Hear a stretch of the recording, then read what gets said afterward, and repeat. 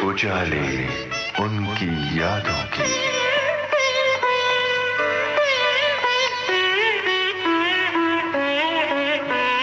उजाले उनकी यादों के।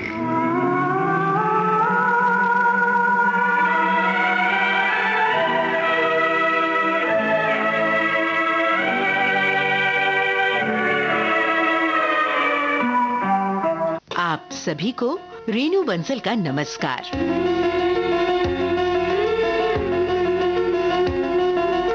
लीजिए सुनिए सुप्रसिद्ध संगीतकार जोड़ी आनंद मिलिंद से कमल शर्मा की बातचीत पर आधारित कार्यक्रम की तीसरी कड़ी।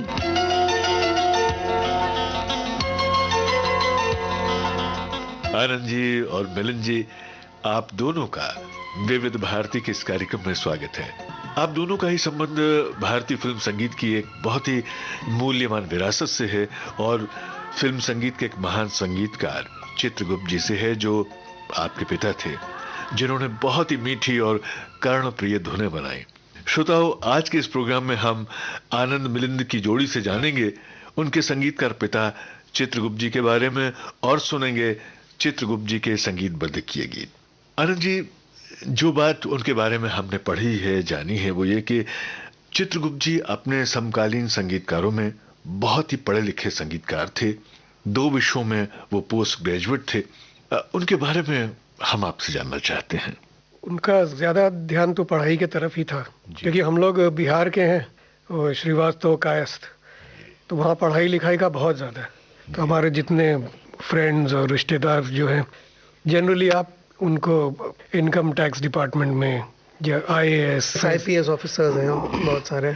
और पापा के जो बड़का बाबू जी थे, हमारे बड़े भाई साहब, जो पापा के बड़े भाई, वो इंडियन नेशन और आर्यभट्ट 2 डेली न्यूज़पेपर निकलते हैं बिहार में, उसके एडिटर थे कई साल। तो वो भी बहुत लर्नर्ड थे और वो कभी नहीं चाहते थे कि पापा संगीतकार बने, मतलब ये सोचा नहीं था। उनकी फैमिली में किसी का संगीत की दुनिया से नाता नहीं था, खासतौर से फिल्म संगीत की दुनिया से नहीं, कोई नाता था नहीं। पापा को गाने का बहुत शौक था। अच्छा। तो पापा के जो चाचा के बारे में मैंने जिक्र किया, उनका नाम ही उन्होंने चेंज कर दिया था BN आज़ाद। और हमारे फुफ्फा जी, ये चाचा जी और पापा और सब फ्रीडम के लिए काफ़ी पार्टिसिपेट किए, स्वतंत्रता आंदोलन में भाग लिया उन्होंने। बिल्कुल। और पापा जाके गांधी मैदान में हारमोनियम लेकर गाना गाते थे in front of big political figures, political leaders जो इंडिया के थे, जितने एंटी राज ब्रिटिश राज के गाने वगैरह थे। तो ये देशभक्ति की भावना उनमें कूट कूट के भरी हुई थी। हाँ जी। फिर 1946 में वो वहाँ से बिना बोले बॉम्बे आ गए। पहले मेरे ख्याल से उन्होंने एज अ प्रोफेसर कहीं पर नौकरी भी की थी। अच्छा। किसी कॉलेज में पढ़ा रहे थे कुछ दिन। जी। और उसके बाद उनकी मुलाकात हुई मदन सिन्हा, जो यहाँ पर बाद में बहुत बड़े कैमरामैन बन गए थे। उन्होंने कई फिल्में की थी, रात और दिन वगैरह वगैरह। इम्तिहान एक फिल्म आई थी विनोद खन्ना जो उसको उन्होंने डायरेक्ट भी किया था। तो उनके फैमिली से पापा की पहचान थी पटना में। वो दोनों साथ में वहाँ से भाग के बम्बई आए थे। 3 लोग आए थे, तीसरा कौन था याद नहीं है मुझे। और जो सुनने में ये आया था कि जो हमारे बड़का बाबूजी थे, वो बहुत रोए थे कि हमने इतना पढ़ाया लिखाया और इतनी अच्छी डिग्री इन्होंने ली और उसके बाद यहाँ से बम्बई भाग गया है। और सुनने में यह है कि वहाँ जाके अपना कुछ फिल्म इंडस्ट्री में कोशिश करेगा। तो ये वो डाइजेस्ट नहीं कर पा रहे थे। बहुत बड़ा सदमा उनको लगा था और काफ़ी समय लगा था उनको रिकवर करने में। और उसके बाद यहाँ पर ट्यूशन वगैरह लेते थे, गाना सिखाते थे लोगों को, जिससे थोड़ी बहुत सुना रोजी रोटी चलती थी। नहीं, मगर उनकी वो हालत नहीं थी कि जैसे पहले हम लोग सुनते थे ना कि फलाना वहाँ से कहीं से भाग करके आया, फिर रेलवे स्टेशन पे सो रहा था। वो सब नहीं हुआ। इस तरह का कोई इनको स्ट्रगल नहीं हुआ था और रोजी रोटी का भी प्रॉब्लम नहीं था। पापा was very lucky because struggle नहीं रहा उनका। 46 में आया, कुछ महीनों में ही SN त्रिपाठी के साथ असिस्टेंट बन गए। अच्छा, ये SN त्रिपाठी साहब से उनकी मुलाकात कैसे हुई, इसके बारे में कभी उन्होंने कुछ बताया? कहाँ, किसने मिलवाया उनको? डिटेल तो मुझे नहीं मालूम है, मगर कहीं पर टकराए थे इनसे त्रिपाठी जी और फिर इन्होंने कहा कि ऐसा ऐसा है और मैं वहाँ से भाग करके आया हूँ। तो बोले ठीक है, तुम मेरे साथ लग जाओ। और उनको लगा कि बहुत गुणी है, टैलेंटेड है, तो बहुत जल्दी एकदम असिस्टेंट बन गए और फिर किसी फिल्म में त्रिपाठी जी गाना मतलब कंपोज कर रहे थे तो 6 में से 3 गाना पापा को दे दिए। अच्छा, और रिकॉर्ड में क्रेडिट टाइटल में music by S N Tripathi and Chitragupt दिलवाए। क्या बात है, ऐसे भी लोग थे उस जमाने? ऐसे लोग थे, वही मैं कहने जा रहा था। और फिर त्रिपाठी जी के एक भाई थे, जी। हम लोग उनको प्यार से इंदू बाबू बोलते हैं, अभी भी होंगे। उनका फिर घर पे आना जाना बहुत था और एक फैमिली रिलेशनशिप डेवलप हुआ। और बहुत जल्द मेरे ख्याल से with in few months again उनको होमी वाडिया ने बुलाया और ये फियरलेस नाडिया वाली फिल्म्स जो स्टंट फिल्म्स बनती थी जी। वो दिलाई। पहली फिल्म कौन सी थी, तूफान क्वीन या जंगल समथिंग? तूफान क्वीन थी शायद। तूफान क्वीन शायद पहली फिल्म थी। जी। तो 5-6 फिर वो स्टंट फिल्म्स की है। और भातखंडे स्कूल से म्यूजिक सीखे हुए थे, रागदारी वगैरह सब सीखे हुए थे।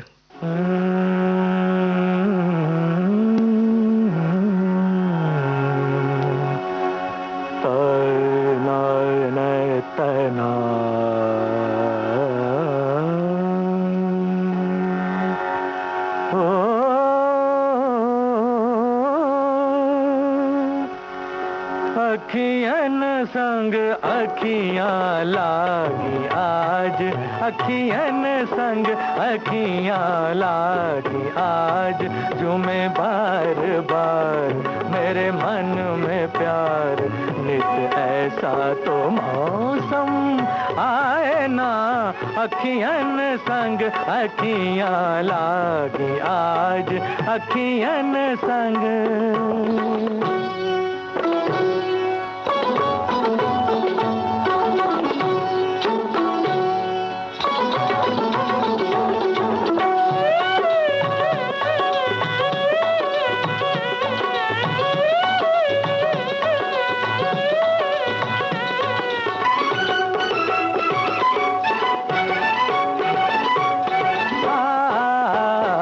एक प्यारी छवि मेरे मन में बसे, दिन रैन मेरे नैनन में हंसे, नया सपना मिला कोई अपना मिला, फिर ऐसे क्यों मेरा मन गाए ना, अखियन संग अखियां लागी आज, अखियन संग।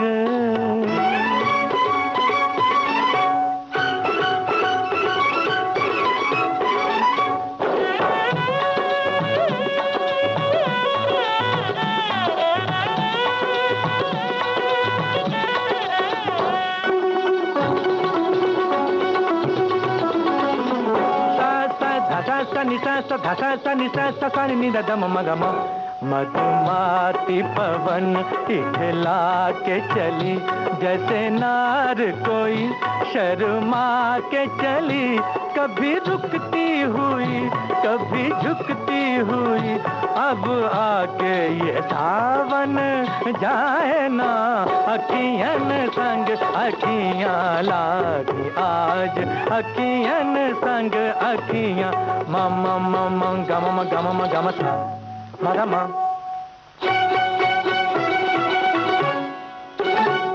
मदा निसा निसा धनि सा निसा धा, धनि सगा निसगा सगा नि, सगा मम गम धनि सा निसा गम धा, सगा सा निसा नि धनि धा मद मग नि धनि धनि ध म सा नि धनि सा।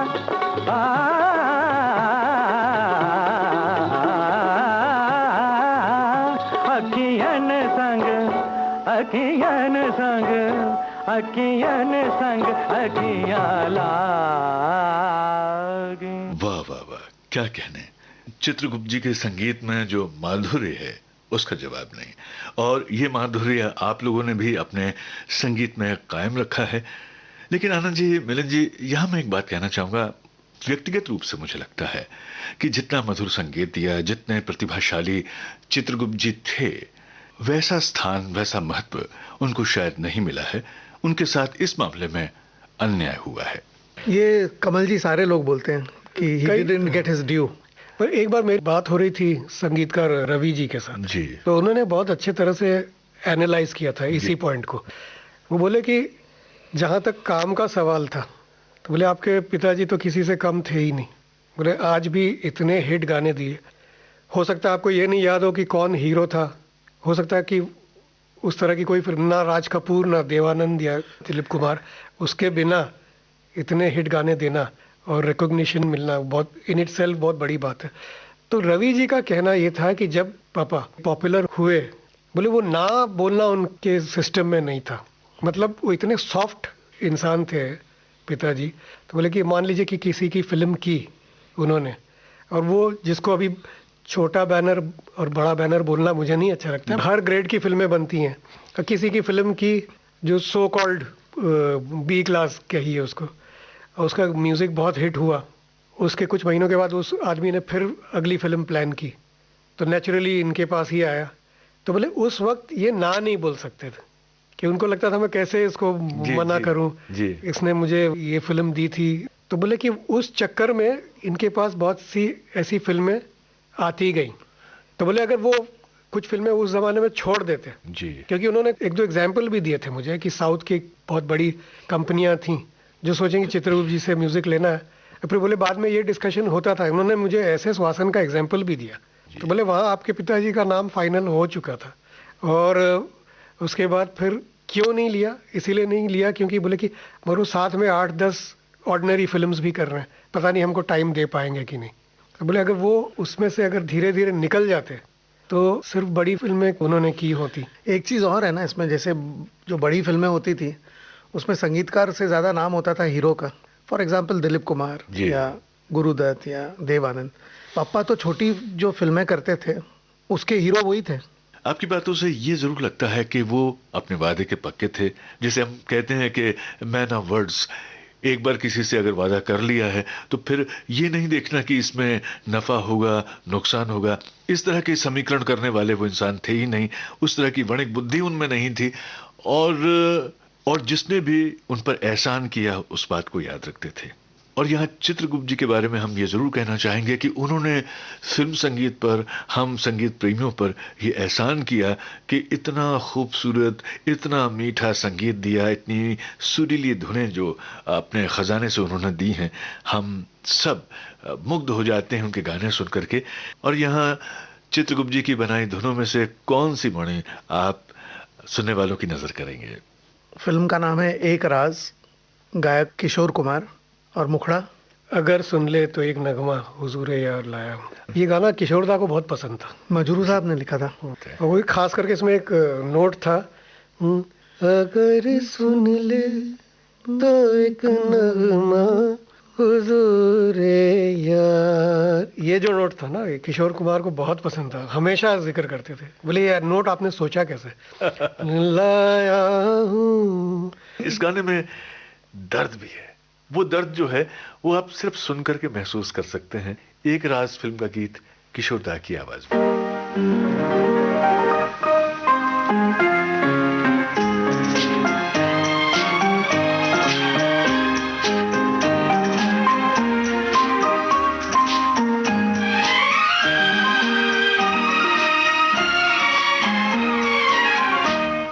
अगर सुन ले तो एक नगमा हुजूरे यार लाया हूँ। अगर सुन ले तो एक नगमा हुजूरे यार लाया हूँ। वो कली चटकी के दिल टूटा पर एक झनकार लाया हूँ। अगर सुन ले।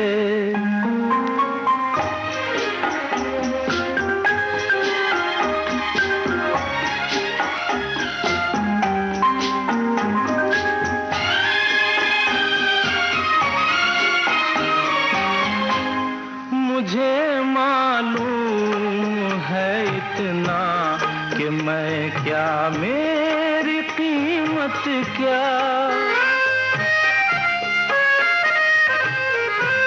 मुझे मालूम है इतना कि मैं क्या, मेरी कीमत क्या।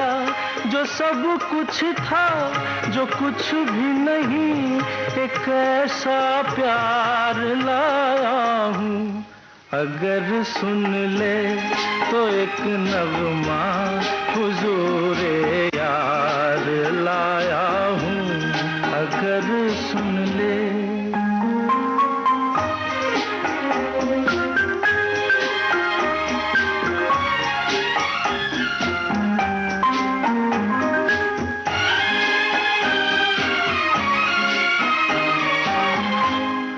अजब हूँ मैं भी दीवाना, अजब है मेरा नजराना।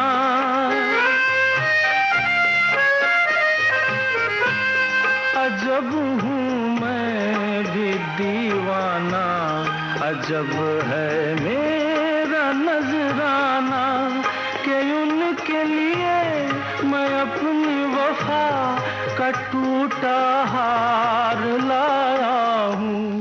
अगर सुन ले तो एक नगमा हुजूरे यार लाया हूँ। वो कली चटकी के दिल टूटा पर एक झनकार लाया हूँ। अगर सुन ले।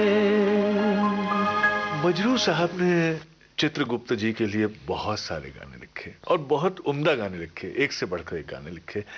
उनका और मजरू साहब का जो रिश्ता है, गानों को सुन करके तो समझ में आता है। हम आपसे जानना चाहते हैं ये रिश्ता कैसा था। घर भी आते होंगे, आपने भी देखा होगा, छुटपन में भी देखा होगा, बाद में तो उन्होंने आप दोनों के लिए भी गीत लिखे। तो पापा के साथ उनका रिश्ता कैसा था? पापा के साथ उनका बहुत ही करीबी रिश्ता था।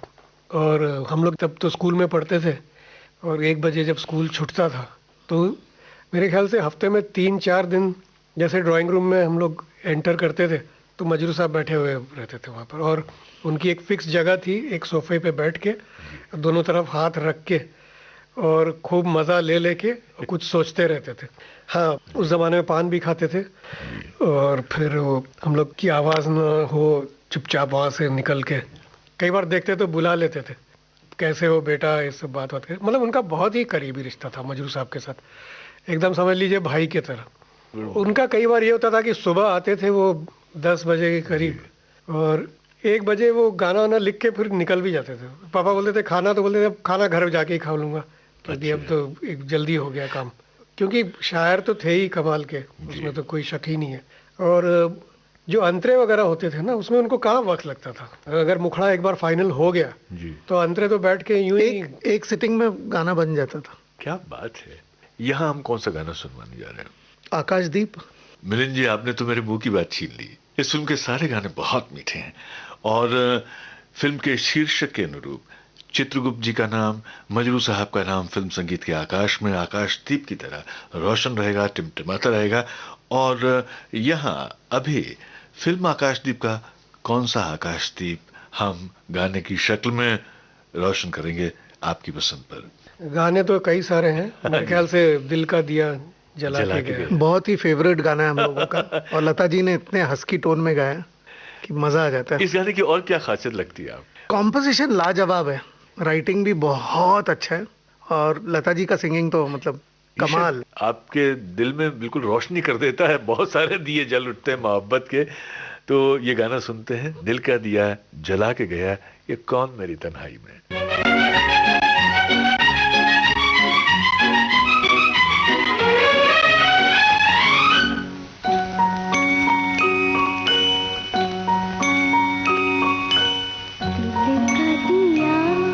जला के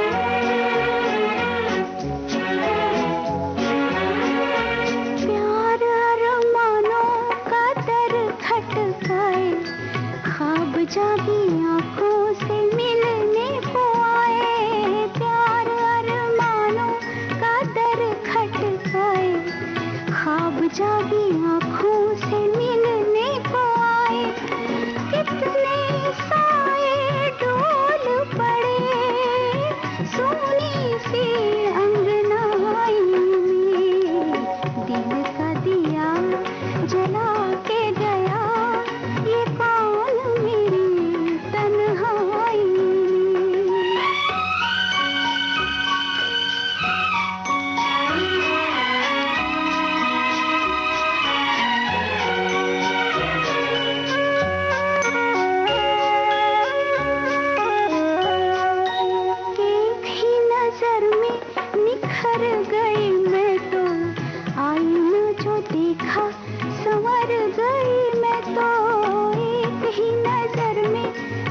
संवर गई मैं तो, आईना जो देखा संवर गई मैं तो, तन पे उजाला फैल गया पहली ही अंगड़ाई में, दिल का दिया जला के गया ये कौन मेरी तन्हाई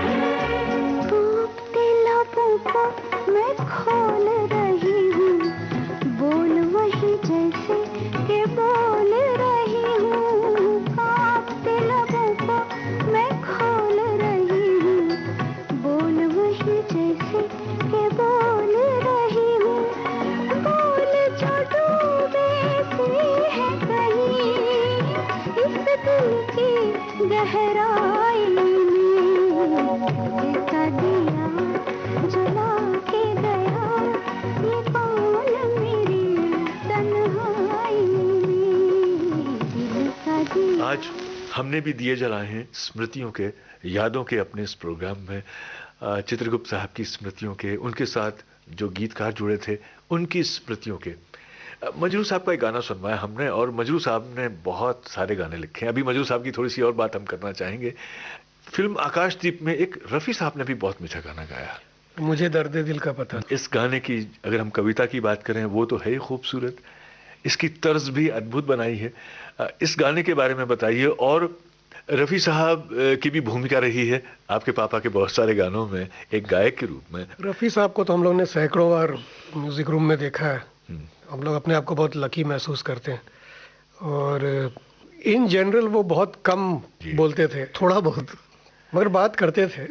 और कैसे हो बेटा, क्या हो रहा है, पढ़ाई कैसी चल रही है। जैसे जैसे पापा से एक प्रोफेशनल रिलेशन तो है ही, इसके अलावा घरेलू बातें, दोस्ताना किस्म की जो बातें होती, वैसा घंटों बैठ के वो जैसे पापा से गप लगा रहे हैं, ऐसा कुछ।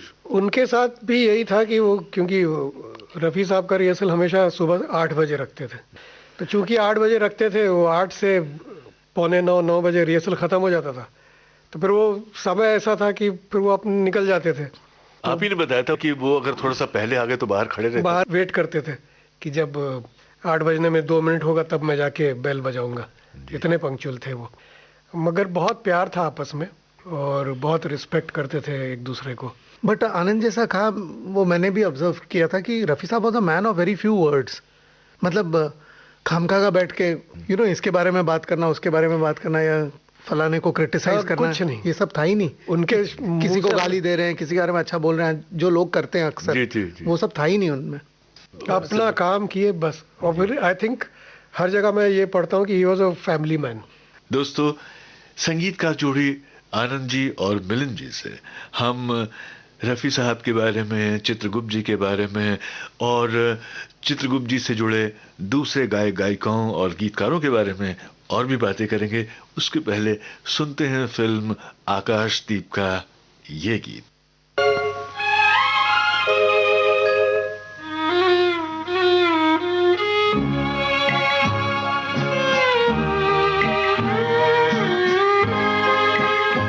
मुझे दर्द दिल का पता न था, मुझे आप किस लिए मिल गए, मैं अकेले यूं भी मजे में था, मुझे आप किस लिए मिल गए, मुझे दर्द दिल का पता न था, मुझे आप किस लिए मिल गए।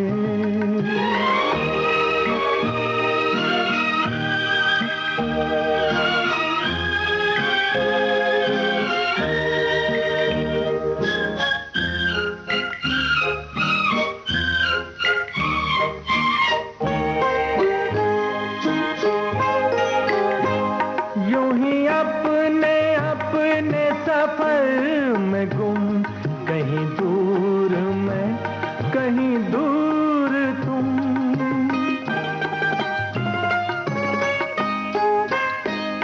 यूं ही अपने सफर में गुम, कहीं दूर मैं, कहीं दूर तुम, कहीं दूर तुम चले जा रहे थे जुदा जुदा। मुझे आप किस लिए मिल गए, मैं अकेले यूं भी मजे में था। मुझे आप किस लिए मिल गए।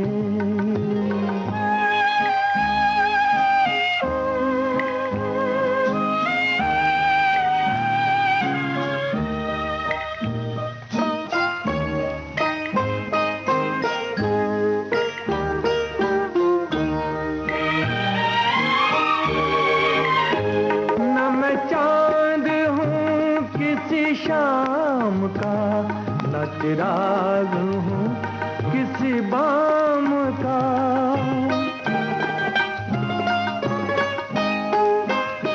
न मैं चांद हूँ किसी शाम का, न चिराग हूँ किसी बाम का, किसी बाम का।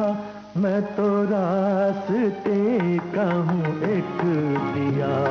मुझे आप किस लिए मिल गए, मैं अकेले यूं भी मजे में था।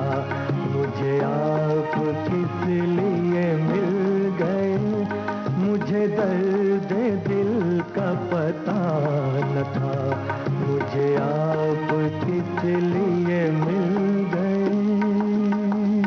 क्या रफी साहब का जो अंदाज है, ये जो दिलकश अदा है और उनकी जो अदायगी है गाने के जरिए रोमांस की, उसका जवाब नहीं।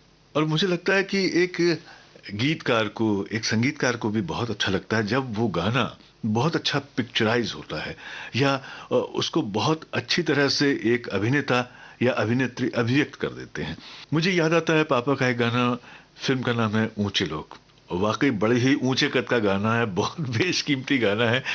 रफ़ी साहब ने इस गाने में ऐसा रोमांस खोला है, ऐसी मिठास घोल दी है कि जवाब नहीं। और फिल्म ऊंचे लोग का ये गाना फिल्माया गया है फिरोज खान साहब पर। जहाँ तक मैं सोचता हूँ कि ये उनके करियर का उन पर फिल्माया गया सबसे बेहतरीन गाना है। क्या लिखा है मजरू साहब ने और क्या इसका संगीत तैयार किया। अच्छा, रफ़ी साहब की खास बात ये भी थी कि रिहर्सल करते वक्त वो बहुत लाउड नहीं गाते थे। एक बार दो बार सुन लेते थे, उसके बाद फिर धीरे धीरे फिर कोई डाउट अगर उनके दिमाग में रहता तो पूछते थे ये लाइन कैसी है। तो अगर कहीं फंस गए तो दो तीन बार वो कोशिश किए। और पापा हमेशा बोलते थे कि अभी ऐसा लग रहा है कि ये बिल्कुल लर्नर हैं और पता नहीं कैसा गाएंगे, मगर जब माइक पे जाएंगे तो देखना।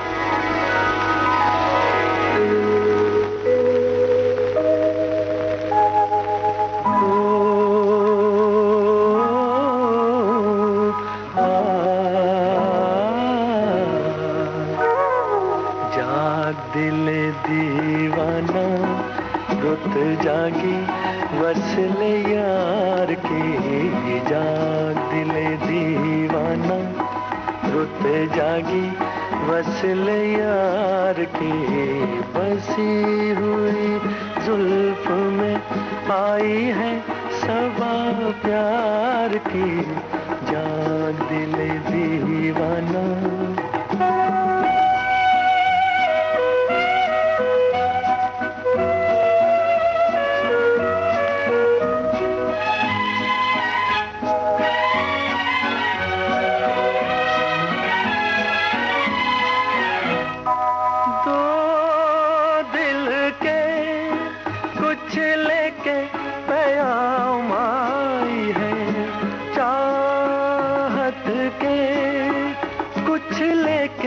सलाम आई है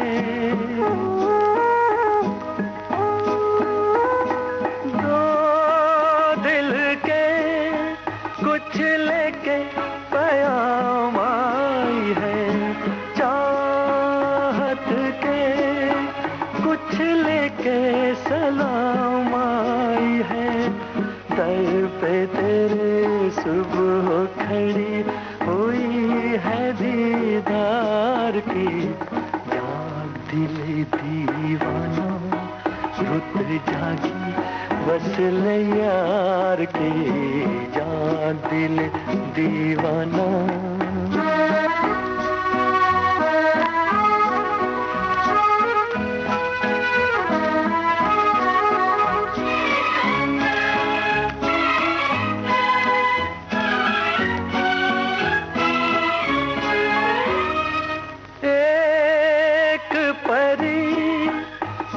शाद सी नाशाद सी बैठी हुई शबनम में तेरी याद की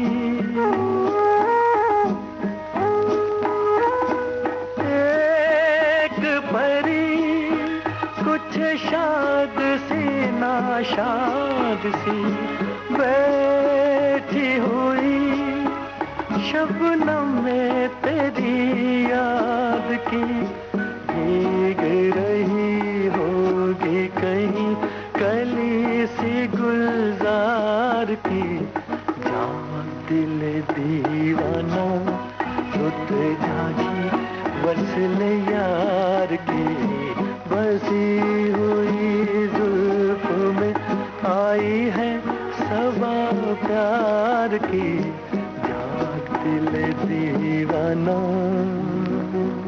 कई बार ऐसा मौका लगा कि हम लोग रिहर्सल भी देखे और उस गाने के रिकॉर्डिंग में भी गए। तो रिकॉर्डिंग में भी जब म्यूजिशियंस के साथ वो रिहर्स करते थे तो बहुत सॉफ्ट करते थे। अगर उनके बगल में भी आप खड़े हो तो आपको सुना ही नहीं पड़ेगा क्योंकि पूरे ऑर्केस्ट्रा में आवाज़ दब जाएगी। जब माइक्रोफोन में जाते थे और जो फर्स्ट रिहर्सल देते थे ओ हो जैसे शेर की तरह, मतलब कमाल लगे। और अगर आप रफ़ी साहब के बारे में ऐसी बताते रहे तो मुझे जलन मिटाने के लिए किसी न किसी दवाई की जरूरत पड़ेगी। आप एक युग के गवाह बने, एक लेजेंड को आपने गाते हुए देखा, रिहर्सल करते हुए देखा, ये सचमुच सौभाग्य की बात है। कमल जी, एक और रफ़ी साहब के बारे में मैं उस दिन कह रहा था अपनी वाइफ से घर पर कि हम लोग बहुत ही कम लोगों में, वेरी फ्यू पीपल में लकी पीपल हैं कि जब गाना ख़त्म होता था पहले, और अभी भी ये सिलसिला होगा कि बैठ के गाना सुनते थे एक बार कि ओके हो गया टेक, तो दो जगह था सुनने का, या तो म्यूजिशियन रूम में बाहर खड़े होकर बड़े स्क्रीन पर बजाया जाता था कि फिल्म में कैसे सुनाई देगा, या फिर रिकॉर्डिस्ट के रूम में अंदर बैठ के, मशीन रूम में, मतलब रिकॉर्डिस्ट के रूम में और दो स्पीकर पे। तो रफ़ी साहब हमेशा बैठ के, मुझे वो चेहरा याद आ रहा था उस दिन और आँख से मेरे आंसू टपकने लगे कि वो बैठ के ऐसे सुनते थे और एक स्माइल रहता था उनके चेहरे पे, और म्यूज़िक में लोगों का चेहरा देखते थे कि क्या रिएक्शन है। तो कोई अच्छा रिएक्शन देता है या हाथ से, या कहता कि बहुत अच्छा हुआ है उन्होंने, और जैसे गाना खत्म हुआ ठीक हुआ ओके जी, अच्छा जी करके निकल जाते बस। क्या कहना और हम लोग को ये देखने मिला कितनी बार।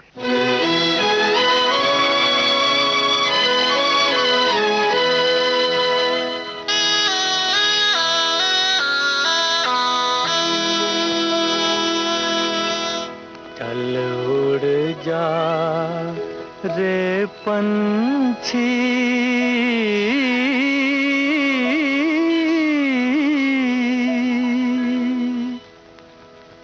चल उड़ जा रे पंछी के अब ये देश हुआ बेगाना। चल उड़ जा रे पंछी के अब ये देश हुआ बेगाना। चल उड़ जा रे पंछी।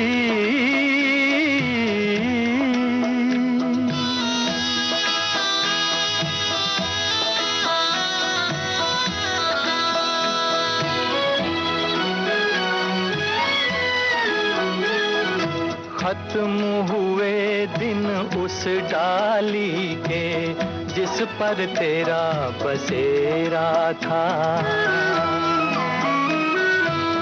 खत्म हुए दिन उस डाली के जिस पर तेरा बसेरा था। आज यहाँ और कल हो वहाँ ये जोगी वाला फेरा था। ये तेरी जागीर नहीं थी,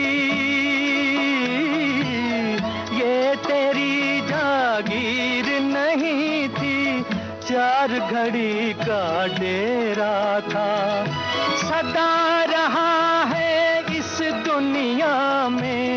किसका आबोदाना। चल उड़ जा रे पंछी के अब ये देश हुआ बेगाना।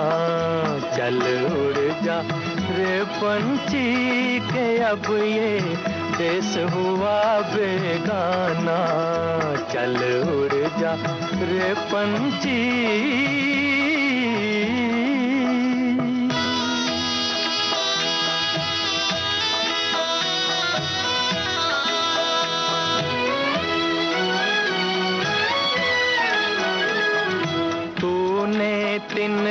तिनका चुन कर नगरी एक बसाई।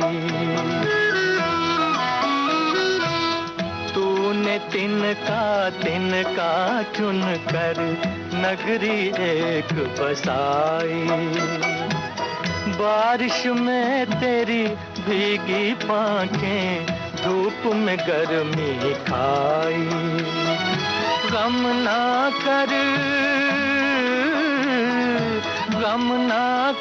जो तेरी मेहनत तेरे काम ना आई।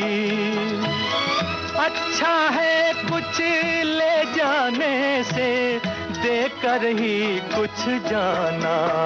चल उड़ जा रे पंछी के अब ये देश हुआ बेगाना। चल उड़ जा रे पंछी। चित्रगुप्त जी के संगीत से सजा रफी साहब की आवाज में राजेंद्र कृष्ण साहब का लिखा ये गीत हमने सुना फिल्म भाभी से। राजेंद्र कृष्ण साहब भी फिल्म जगत के एक बहुत ही प्रतिभाशाली गीतकार शायर रहे। उनकी कुछ रचनाएं तो कालजयी हैं। राजेंद्र कृष्ण जी ने चित्रगुप्त जी के लिए बहुत सारे गाने लिखे। आप ही से एक बातचीत के दौरान पता चला कि उनका भी आपके घर में काफी आना जाना था, बहुत घनिष्ठता थी पिताजी से। उनके बारे में जानना चाहते हैं हम। और उनका वर्किंग स्टाइल जो था वो एकदम किंग वाला था जी। हम लोग जब लेटर ईयर्स में बख्शी साहब के साथ काम किए तो बख्शी साहब हमेशा पूछते थे जी कि राजेंद्र कृष्ण किस तरह के थे, कैसे बैठते थे, एकदम राजा आदमी थे ना, किंग थे कि नहीं। इवन बख्शी साहब उनको इतना मानते थे। मतलब शौकीन थे क्या? बहुत जिसको किंग कहते हैं एकदम सही माने में। दब के कभी उन्होंने काम किया नहीं। जो फिल्म समझ में आई किया, अगर जरा सा भी अनबन हुआ तो छोड़ देंगे फिल्म। पापा बोलते थे always worked on his terms and conditions. South में जैसे फिल्में करते थे तो जहाँ सिटिंग के लिए 2-4 दिन के लिए गए तो पहले 2-3 दिन गायब रहते थे, इधर उधर कहीं अपना ऐश कर रहे हैं, मजा कर रहे हैं, और फिर एकदम से चौथे दिन पे आके सब सारी फिल्म का गाना लिख के सिर्फ पूछते थे कि ये सिटिंग कब तक चलेगी। 6 दिन के लिए हम लोग आए या 15 दिन के लिए आए। जी। पापा बोलते थे आपको क्या मतलब है? तो बोलते थे कि अगर 6 दिन में वापस जाना तो मैं 5वें दिन सुनाऊंगा। अच्छा। और 15 दिन के लिए आए तो मैं 14th डे पे सुनाऊंगा। तो पापा बोलते थे अच्छा ठीक है, क्योंकि बोले अगर मैं अभी सुना दूंगा तो फिर उसमें नुक्स निकालेंगे। अरे ये ऐसे करके देखिए, ये लाइन ऐसे, बोले वो सब मुझे जमता नहीं।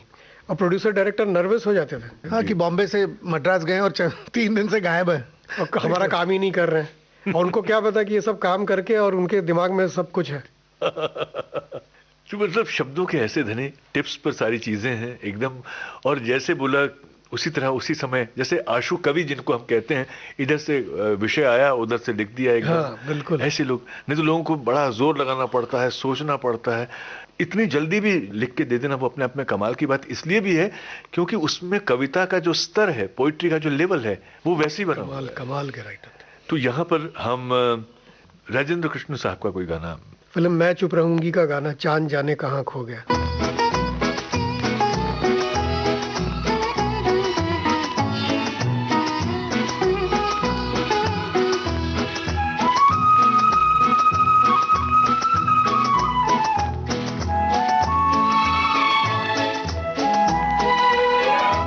चांद जाने कहाँ खो गया, चांद जाने कहाँ खो गया, तुमको चेहरे से पर्दा हटाना न था। चांदनी को ये क्या हो गया, चांदनी को ये क्या हो गया, तुमको भी इस तरह मुस्कुराना न था। चांद जाने कहाँ खो गया।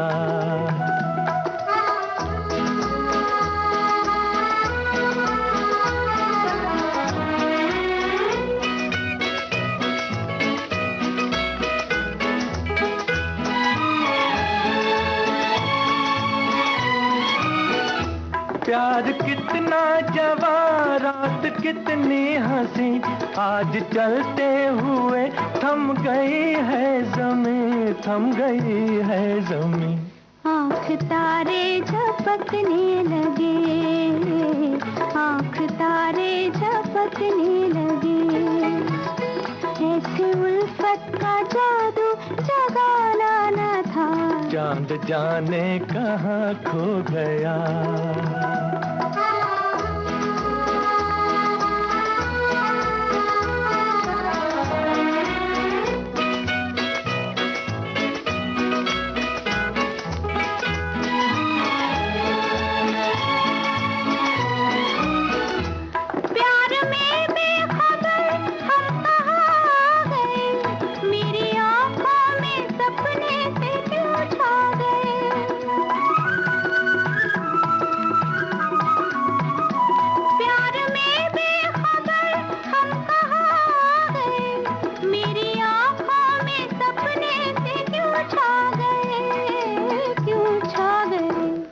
दिलों की है मंजिल यहाँ, दो दिलों की है मंजिल यहाँ। तुम न आते तो हमको भी आना न था, तुमको भी इस तरह मुस्कुराना न था। चांद जाने कहाँ खो गया, चांद जाने कहाँ खो गया। मिलिंद जी, मुझे जैसा कि मालूम है और नेट पर तो ये जानकारी कई जगह लिखी गई है कि लता जी ने आपका नाम रखा और आपने भी हमारे प्रोग्राम में बताया था, लेकिन लता जी की दूसरी बहनें जो हैं उन्होंने भी पापा के संगीत निर्देशन में गाया।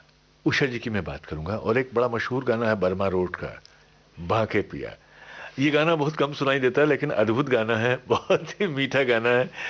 इसके बारे में कुछ बताइए, और उषा जी से कभी मुलाकात हुई हो, उन्होंने पापा के बारे में कुछ कहा हो तो जरूर बताइए। अभी करीब 3-4 दिन पहले मैं गया था लता जी के घर पे, तो दोनों से मुलाकात हुई, लता आंटी से भी और उषा आंटी से भी। तो बाहर निकला तो उषा आंटी बहुत याद कर रही थी कि चित्रगुप्त जी के साथ हम लोग ये करते थे, वो करते थे, पिकनिक पे जाते थे।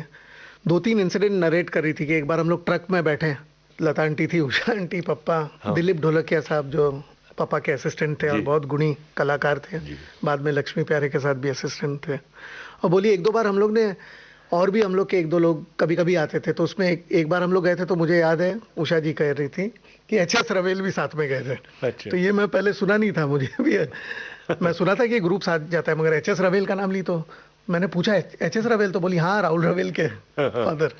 तो वो कह रही थी कि चित्रगुप्त जी पहले से मुझे इतना सपोर्ट किए, उस ज़माने की बात निकली, तो बोले कि सिंगर, मैं हर स्टेज पे हर प्रोग्राम में कहती हूँ कि मुझे सिंगर बनाए चित्रगुप्त जी ने। वो हमेशा कहते थे ये गाना आपसे गवाऊंगा। तो बहुत सारे गाने याद कर रही थी, जिसमें ये गाना जो हम लोग सबको बहुत पसंद है वो उसका जिक्र हुआ जो लता जी के साथ इन्होंने गाया, दगाबाज हो बाके पिया। बहुत बहुत मीठा गाना है, ये सुनवाते हैं।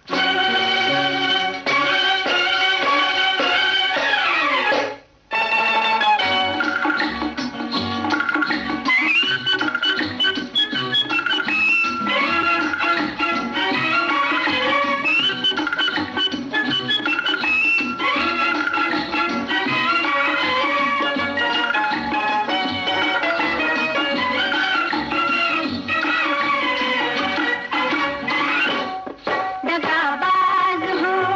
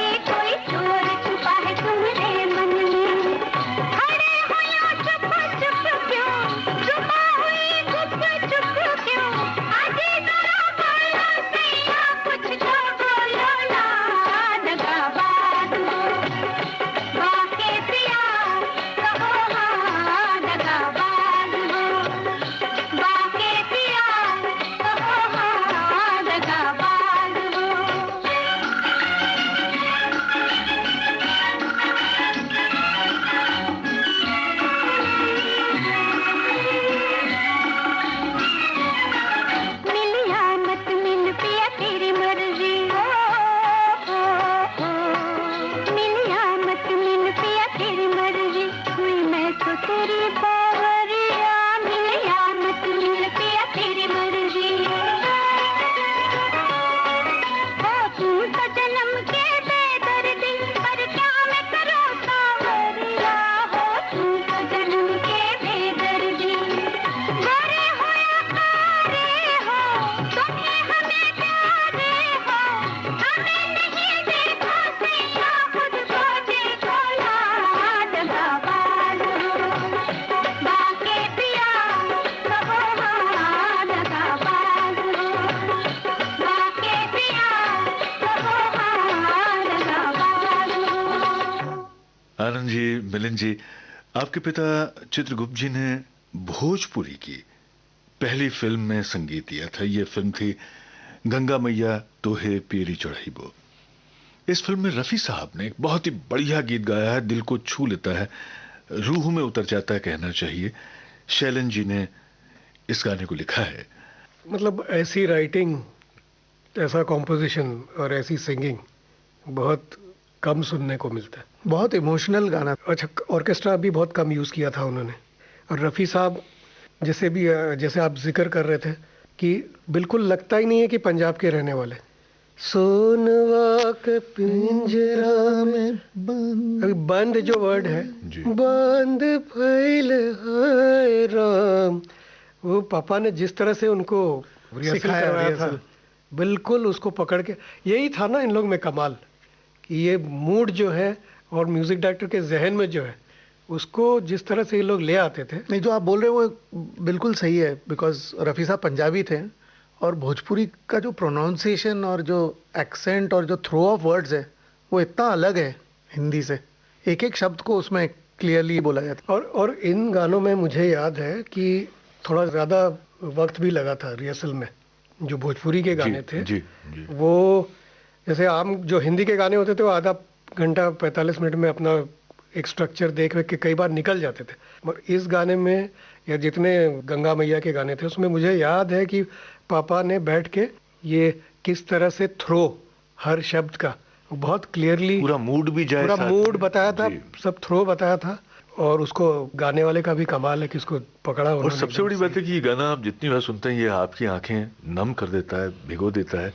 इसकी एक तो कविता बहुत अद्भुत है और वैसे ही रफ़ी साहब ने उसको गाया है और पापा ने जैसा गवाया और जैसे इसकी धुन बनाई है, ये कलेजा चीरने वाला गाना है। है। बिल्कुल। आइए सुनते हैं।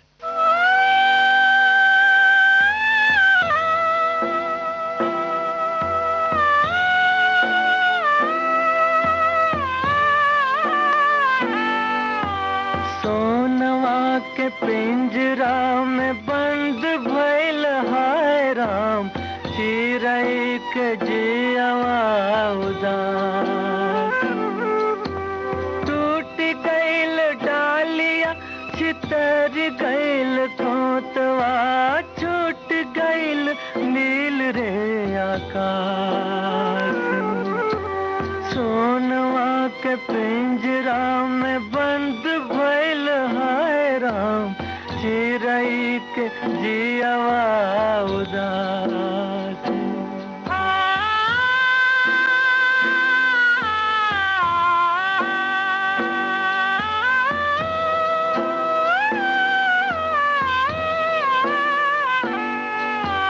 छल छल नैना निहार चुप चिरई, चल ली विदेश वार मैया के दुलारुई।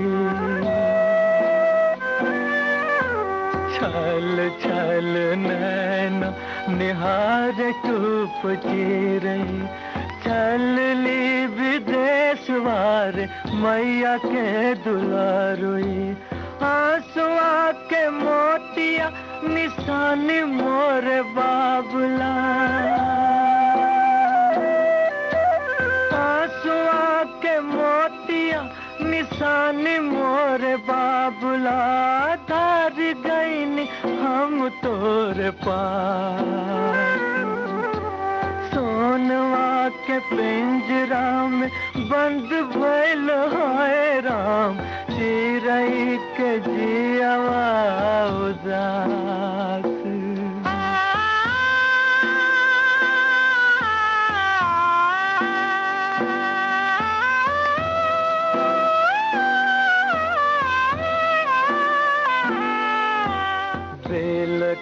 खत रही गैली संग के सहेलिया, ले गईल बांध के निठुर रे बहेलिया। बेल खत रही गैली संग के सहेलिया, ले गईल बांध के निठुर रे बहेलिया। मोरे मन मितवा भुला दे अब हमरा के, मोरे मन मितवा भुला दे अब हमरा के, छोड़ दे मिलन के तुआ। सोनवा के पिंजरा में बंद भइल है राम, चिरई के जियवा उदास। ये तो बहुत ही संजीदा गाना था, लेकिन एक लोरी मुझे यहाँ याद आ रही, फिल्म भौजी की। मजरू साहब ने इसे लिखा है और पापा ने उसकी तर्ज बनाई है। बहुत बहुत मीठी लोरी है और हमारे उत्तर भारत में बहुत प्यार से सुनी जाती है। हो चंदा मामा जी, आरे आवा पारे आवा, लता जी की आवाज है और लता जी ने कमाल किया है इस लोरी में।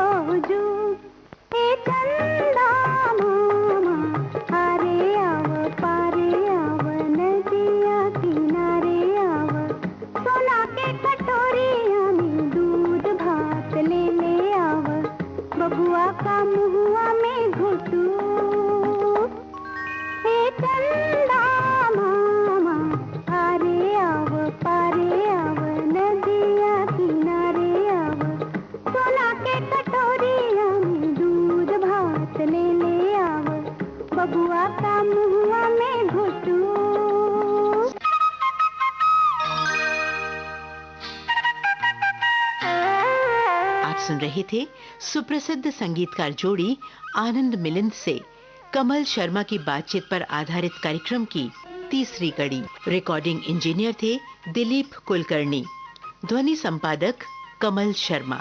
विविध भारती की ओर से इस कार्यक्रम की प्रस्तुतकर्ता मनीषा जैन।